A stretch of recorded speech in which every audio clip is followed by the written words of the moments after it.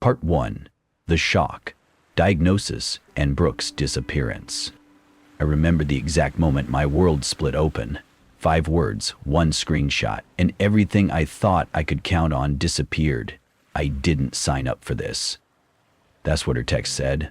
5 simple words sitting above the screenshot of our empty joint account.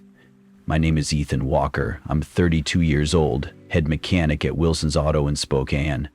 Just hours before that text, I was sitting in a doctor's office under fluorescent lights too bright to look at, hearing words like lymphoma, treatment options, survival rates. Stage 2. The doctor had said treatable, but a long, hard road ahead. I left the office numb, not sure if I was breathing right. All I knew was that I needed to get home, needed to tell Brooke. I called her from the parking lot, my hand shaking as I dialed. Told her I needed to talk, that it was important. She sounded distracted, said she was busy, running errands, would be back later, her voice flat, distant. Even then, some part of me knew. I drove home slow, every streetlight glowing like a warning sign. When I opened the front door, the silence punched me first, then the empty spaces. Half the closet was cleared out. Her suitcase was gone. The photo of us on our wedding day, the one she kept by her side of the bed, missing. My phone buzzed before I could even process what I was seeing, and there it was, her text, that screenshot. The $38,000, 0 cents we had saved over 5 years, wiped clean, transferred into an account with only her name on it. I stared at that screen for a long time. Long enough that the sunset outside changed from gold to deep purple. I typed back 2 words, take care. Then I set the phone down, grabbed a beer from the fridge, and walked out to the back deck. I sat there and watched the sky darken. Didn't cry, didn't scream, didn't move for what felt like hours. The cancer I could fight. I could put up my fists and swing at that. But betrayal, hollowed me out in a way no disease ever could. Jack Benson, my neighbor, must have seen me sitting there. He leaned over the fence, rake in hand. "Everything all right?" he asked. "Got some health news," I said, forcing the words past the lump in my throat. "She didn't take it well." Jack nodded. "Didn't push. Karen makes a mean casserole if you need anything." Later that night, I dug out the folder my Uncle Frank had given me. Estate planning, wills, titles, stuff I hadn't thought I'd need for decades. I had started putting Brooke's name on the Mustang, the car I spent years restoring. But the paperwork, thank God, hadn't been finalized. I had opened a second bank account too, for the land Grandpa left me. Separate small mercies I didn't even realize I'd need. I picked up my phone, dialed Frank. "Everything okay, Ethan?" he asked. I stared at the empty house, the missing photo frame, the closet still swinging open. "Eh?" "No," I said, "but it will be, you know. Life doesn't usually fall apart all at once, but when it does, it's like a dam breaking." Have you ever had a moment where everything you believed just crumbled in front of you? If you have, then you already know how the rest of my story begins. Part 2. Fighting alone. Chemo, isolation, and small kindnesses. 3 days after Brooke left, I sat alone in the cancer center. The walls too white, the air too cold. A nurse was hooking me up to an IV when she asked if my ride was waiting. I shook my head. "Took an Uber," I said. "My wife's out of town." The words tasted like metal in my mouth. The first chemo session hit harder than anything I could have prepared for. By the time I got home, I barely made it through the door before the world spun out from under me. I collapsed on the bathroom floor, cheek pressed to the cold tile. Too exhausted to move, too angry to cry. Later, when the worst of it passed, I stumbled to the couch, pulling a blanket over me like armor. Sometime during the night, someone knocked on the door. Too weak to get up, I ignored it. The next morning, I found a foil-wrapped casserole sitting on the porch. Karen's handwriting on a simple note. Made too much. Thought you could use a meal. I smiled weakly. Couldn't eat it. But the gesture warmed something cold inside me. The days blurred into each other. Uber rides to chemo. Nausea that left me dry, heaving into trash cans. Nights spent on the couch with the TV on mute just for company. Jack mowed my lawn without asking. Karen kept leaving meals. The small, quiet kindness of people who didn't expect anything in return. One night, too weak to pretend anymore, I called Anna, my sister. I told her everything. The cancer, Brooke, the money, the way the house echoed without her. Anna cried, swore she was coming to stay, but I asked her to wait. I needed time to breathe, time to stand on my own for a while. The next morning, I called the bank, listened as the woman on the other end confirmed what I already knew. Brooke had emptied our joint account within 40 minutes of my phone call from the doctor's office, before she even knew the full diagnosis. Just the word cancer was enough. Something inside me shifted that day. The grief hardened into resolve. Not rage, not revenge, just this quiet, ironclad certainty. I was going to survive this, not for Brooke, not even for Anna, but for me. I drove to Frank's house that afternoon, dragged my body through the front door and dropped into a chair. Together, we started mapping it all out, documenting every account, every asset, every piece of proof we could gather. Frank looked at me over the pile of papers. She thinks she's walking away clean, he said. She has no idea who she just left standing. And he was right. I wasn't going to stay broken. I wasn't going to let her decide how my story ended. Sometimes, the strongest promises you make are the ones you whisper to yourself when no one else is around. Have you ever had to rebuild yourself, piece by painful piece? If you have, you'll understand what came next for me. Part 3, Awakening, the truth and planning the response. It was late one night. I was sitting at the kitchen table, a cold cup of coffee in front of me, flipping through medical bills I could barely afford, when my phone buzzed. A message from Chloe Miller, Brooke's cousin. Hey Ethan, I just wanted to say, I'm so sorry. I heard what happened. I don't know why Brooke's doing this. I stared at the screen for a long moment, my heart thudding in a way that had nothing to do with the chemo. I typed back, slow, deliberate, did Brooke tell you about my diagnosis? Chloe's reply came almost instantly. Yeah, she told everyone, said you had cancer, said she couldn't handle it and needed to start over. I leaned back in my chair, the cold of the woods soaking into my skin. It wasn't fear that made Brooke run. It wasn't panic. It was choice. She knew. She knew exactly what she was leaving behind, and she did it anyway. Something inside me locked into place that night. The sadness didn't leave, but it stopped controlling me. The next morning, I drove to Uncle Frank's house, my body aching from chemo, my soul heavier than it had ever been. We spread the paperwork out on his kitchen table. Bank records, the empty joint account, the second account she didn't know about, the Mustang title still solely in my name, the land deed from Grandpa, phone records, text messages, every thread we could pull together to weave a net around the truth. Frank leaned back in his chair, his eyes hard. She didn't just leave you, he said. She robbed you, knowing you were about to fight for your life. It wasn't anger fueling me anymore. It was survival. It was reclaiming something Brooke had tried to steal but couldn't touch. My dignity, my future.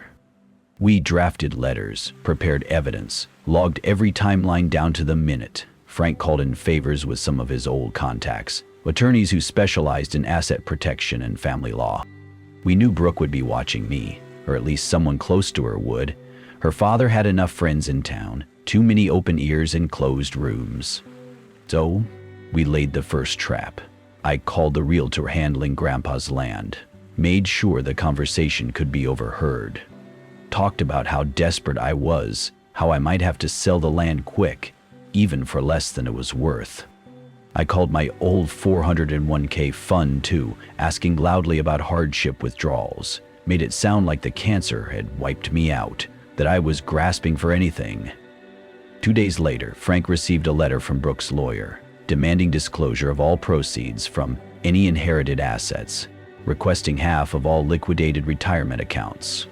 Frank smiled when he read it, a slow, grim smile. "She took the bait," he said, tapping the paper with his finger. "We've got her." The trap had been sprung, and now we had the proof we needed to show that this wasn't just a divorce. This was financial abandonment, calculated manipulation. As I sat there, listening to Frank explain the next steps, I felt something I hadn't felt in months. Hope, not because the road ahead was easy, but because for the first time since that damned phone call from the doctor, I wasn't just reacting anymore. I was moving forward, on my terms. And let me ask you this. Have you ever reached a moment where you realized the only person you could truly count on was yourself? Where survival stopped being about anger and became something almost holy? If you have, then you already know the power that starts to build inside you. Part 4. The Quiet War. Setting the trap. The next few weeks were slow, careful, deliberate. Every move measured, every word chosen like laying down chess pieces on a board where one mistake could cost everything. I kept going to my chemo appointments, kept my head down, played the role Brooke expected me to play, the desperate, struggling man with nothing left to lose. Jack and Karen kept checking on me. Small casseroles, freshly mowed grass, a quiet presence I didn't have the words to thank them for. Anna called every night, her voice the only steady thing in a world that kept shifting under my feet. Meanwhile, Frank and I kept building our case, brick by painful brick. We filed official notifications to the court about Brooks' financial misconduct, collected every email, every text message. Chloe even signed a witness statement, confirming Brooke had known about my diagnosis before she ran. I knew Brooks' father was keeping tabs on me too. I'd spot his silver BMW parked across the street from the clinic. Saw him once at the grocery store, pretending to flip through magazines he clearly wasn't reading. I didn't approach him this time. I didn't need to. I let him watch me limp to my car, let him see the exhaustion I didn't bother hiding. The bait was working. They thought I was weak, that I was ready to cave, and when people think you're broken, they make mistakes, big ones. Another letter arrived from Brooks' lawyer, offering to amicably divide the assets. Heavy emphasis on taking half the house, half the Mustang, half my retirement. Brooke even had the audacity to ask for a share of the land Grandpa left me. Frank and I laughed over that one, a dry, humorless laugh. "She's greedy enough to think she can take everything," he said. "Let her keep thinking that." We set one final piece into place, filing quietly for full recovery of the stolen joint account funds, citing financial abandonment during a medical crisis. It was the kind of filing no judge looked at kindly, the kind that turned a divorce into something far uglier for the person who read. When the paperwork was officially served to Brooks' lawyer, I imagined the explosion happening on the other end. The frantic phone calls, the desperate backpedaling, the realization that she wasn't going to walk away clean after all. That night, Brooke texted me from another new number. "Ethan, this is getting out of hand. Let's be adults about this." I read the message once, set the phone down without replying, went out to the back deck where the stars stretched wide and silent above me. Some battles aren't fought with yelling. They're won by refusing to be baited into a fight you already know you've won. I thought about Grandpa, about the nights we sat on the porch together. Him telling me that real strength wasn't about who could shout the loudest. It was about who could sit still, and let the storm break against them without flinching. And I realized I wasn't just surviving anymore. I was standing, rooted deep in a ground Brooke could never touch again. And maybe you know that feeling too. That moment when you stop chasing explanations, stop begging for understanding, and simply become the mountain they have to break themselves against. Have you ever felt that strength rise inside you when you finally stop running? Part 5. The breaking point. Legal battle heating up. The breaking point didn't come with shouting. It didn't come with a dramatic confrontation. It came quietly, with a knock at Frank's door one rainy Thursday morning. A certified letter. Frank opened it carefully, scanning the pages while I sat there, arms crossed, heart steady. For the first time in months. Her lawyer's panicking, Frank said, passing the papers across the table. The words blurred slightly in my tired eyes, but the message was clear. They were trying to settle. They offered me a deal. Half the house, half the Mustang. No mention of the $38,000, 0 cents Brooke stole. No acknowledgement of the land. No mention of covering my legal fees. It was a joke, a bad one. Frank looked at me, waiting. You ready to show them what we have? He nodded, no hesitation. Over the next few days, Frank and Catherine Chen, the sharp, unshakable attorney he brought in, compiled everything. The bank records showing the exact timeline of Brooke's theft, the call logs proving she knew about my diagnosis, Chloe's sworn affidavit, the text where Brooke wrote, "I didn't sign up for this." We didn't threaten, didn't bluster. We just handed it over. Clinical, brutal in its simplicity. The response was immediate. Brooke's lawyer requested a private meeting urgently. No courtrooms, no judges. Yet, they wanted to talk.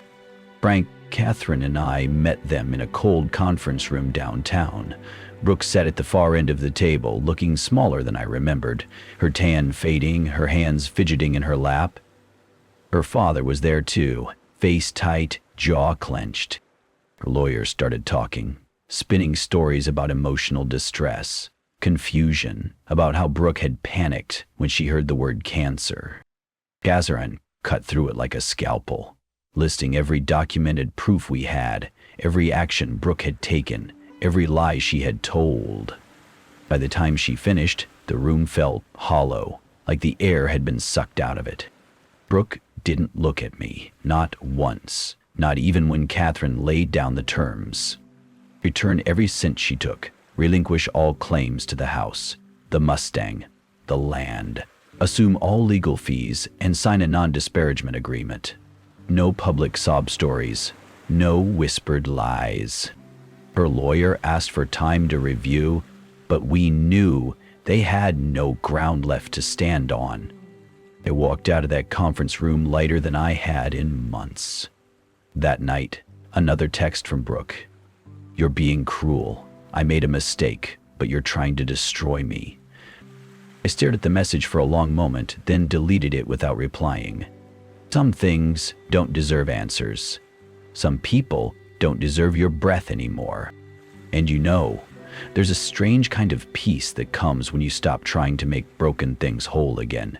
Have you ever felt it? That quiet, steady acceptance that some doors were meant to close forever? Part 6. Negotiation and Silent Victory. 2 days later, Catherine got the call. Brooke's lawyer caved. No more threats, no more pretending. They agreed to all our terms, every single one. Brooke would return the full $38,000, 0 cents she stole, relinquish any claim to the house, the Mustang, the land, pay for my legal fees, and sign a non-disparagement agreement, sealing her story behind closed doors where it belonged. Catherine read the acceptance letter out loud in her office, her voice calm, professional, but I could hear the edge of satisfaction underneath. Frank clapped a hand on my shoulder, hard enough to jolt me a little. "You won, kid," he said, a rare smile cracking his weathered face. I didn't smile back, not because I wasn't relieved, but because it didn't feel like winning. Not really. It felt like finishing something that should never have started. Later that afternoon, I went to the bank to sign the settlement papers, watched as the cashier's check slid across the desk. $38,000. My money, my life savings, returned to me like it was just another transaction. I deposited the check, paid off the worst of my medical bills, made the final mortgage payment on the house. When the papers were finalized, Brooke didn't even show up in person. Her lawyer couriered the signed documents over, neat and clinical, the final surgical cut severing whatever was left between us. I sat in Catherine's office, staring at the finalized divorce decree, my name alone on the deed to the house, the Mustang title clean, the land in my sole possession. "How do you feel?" Catherine asked gently. I thought about it for a long time, the words heavy in my mouth. "I feel free," I said finally, and it was true. Not the kind of freedom you get from running away, but the kind you earn, inch by painful inch, standing your ground through every storm. Frank and I went to dinner that night. A quiet celebration, no big speeches, just 2 plates of steak and a couple of beers. He didn't say much, didn't need to. Sometimes real victories are too heavy for words. Driving home, the air smelled cleaner. The stars felt closer somehow, like the universe itself had shifted a little bit back into place. At home, I stood out on the deck, looking up at the dark sky, thinking about everything Brooke had tried to take from me, everything she thought she could walk away with, but she hadn't won. She hadn't broken me. And maybe that's the real victory, not getting back what they stole, but realizing they never owned the best parts of you in the first place. And maybe you felt that too, that quiet, stubborn part of you they couldn't touch, no matter how much damage they did. If you have, you know exactly why I stood there smiling into the night. Part 7. Healing, recovery, and new beginnings. Life didn't snap back to normal after the settlement. It wasn't like flipping a switch. Healing, real healing, it crept in slow, silent, like morning light leaking into a dark room you thought you'd never leave. The chemo sessions kept coming, brutal, relentless, but somehow they felt different now. I wasn't dragging myself to fight for survival anymore. I was fighting for a future that finally felt like it belonged to me. Anna came up from Portland more often, bringing home-cooked meals, filling the empty house with laughter again. Jack and Karen kept checking in, small waves over the fence, fresh bread on my porch, simple kindnesses that stitched broken parts of me back together. One crisp morning, the doctor finally said the words I hadn't dared hope for. Complete remission. I sat there, stunned, numb, the weight I'd carried for so long slipping from my shoulders. "Now what?" I asked her quietly. She smiled, kind but firm. "Now you live, Ethan." And so I did, piece by stubborn piece. I sold the house in Spokane, packed up what little I needed, and drove west, toward Montana, toward a cabin tucked between pine trees and open sky, a place where the air smelled clean and the nights fell quiet and deep. I bought the cabin with what was left after the medical bills, a 2-bedroom fixer-upper with a sagging porch and a garage big enough for the Mustang. It wasn't much, but it was mine. Every nail, every scratch on the floorboards, every creaking stair, mine. The first night I slept there, the silence was so big it almost swallowed me whole. But it didn't feel lonely. It felt earned. Every day I woke up, made coffee, walked the land, worked on the Mustang, piece by piece restoring her to something beautiful again. Not for Brooke, not for anyone else, just for me. Some days were harder than others. The chemo left scars you couldn't see, fatigue that clung to my bones, nights when fear crept in around the edges. But I let those moments pass, like storms rolling through the mountains, knowing they couldn't stay forever. I met good people out there, neighbors who waved without asking questions, A guy named Joel who ran a custom auto shop in town offered me part-time work restoring classic cars when I felt strong enough. Slowly, the days stopped being about surviving and started being about living again. One evening, sitting on the porch, watching the sunset pour fire over the treetops, I realized something. I wasn't angry anymore. Not at Brooke, not at the cancer, not even at the lost time. The anger had burned itself out, leaving something stronger in its place. Gratitude. Not for what happened, but for what it taught me. I survived. Not because I was the strongest, not because I was the smartest, but because I chose. Over and over again, not to let the worst things that happened to me define the best parts of who I was. And maybe you've felt that too, that slow, stubborn climb back toward yourself, where every step hurts, but every breath feels a little more like coming home. Have you ever rebuilt yourself after everything tried to tear you apart? Part 8, the final goodbye and moving forward.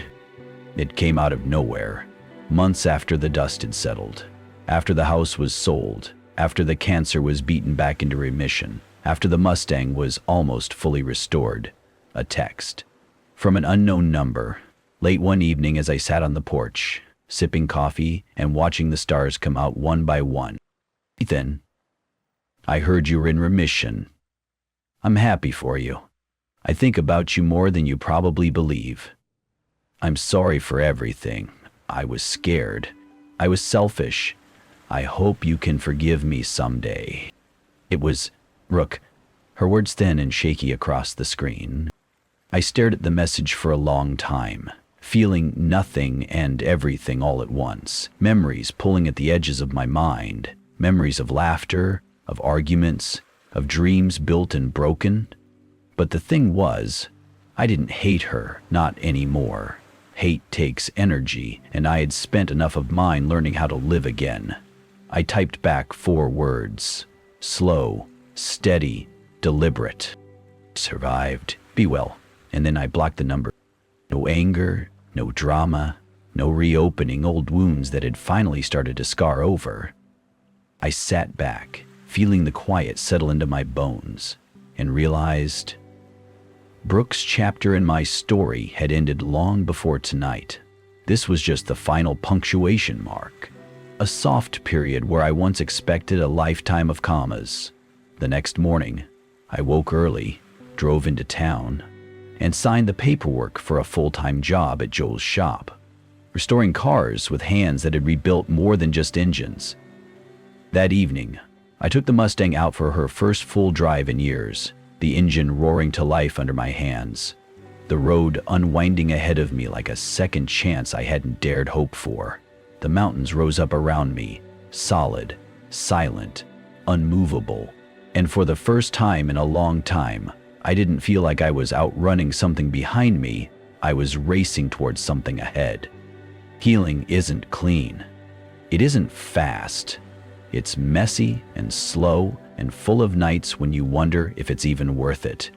But if you keep going, if you keep choosing to move forward, even when it would be easier to lie down and stay broken, one day you wake up and realize you're not surviving anymore.